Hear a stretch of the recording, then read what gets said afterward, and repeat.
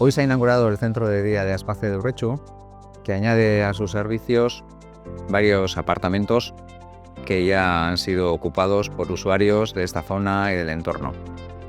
Es un día de mucha alegría para el Ayuntamiento de Urretxu porque, en colaboración tanto con Aspace como con la Diputación y los fondos europeos que han financiado una gran parte de la obra, hemos visto plasmado en una realidad un proyecto que nos ha llevado cierto trabajo estos años y que además encaja perfectamente en el modelo de cuidados que estamos desarrollando en el Ayuntamiento, no solo para este colectivo en particular, sino desde una perspectiva integral para toda la población de Urretxu.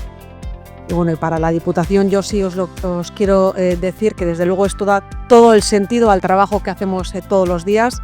Yo ya sé que sacar adelante un proyecto de estas características es muy difícil, exige mucho esfuerzo de todo tipo y a mí como Diputación lo que me queda es únicamente agradecer no solamente el esfuerzo, sino sobre todo la implicación de tantas y tantas personas, empezando por Aspace, empezando también por el propio Ayuntamiento, que Jon me decía que ha sido ejemplar el trabajo que se ha hecho, el nivel de implicación que han tenido. Sé también que las personas que se han ocupado de la construcción, de la rehabilitación, ha sido impresionante también. Las familias, las personas usuarias, todas las personas que trabajáis aquí. Yo espero y deseo que en el futuro también en Gipuzkoa seamos capaces de colaborar así. Pago eta inklusiorako baliabide hau adibide garbia da erakusteko zenolako aldaketa ematen ari garen Gipuzkoan zaintza ereduan.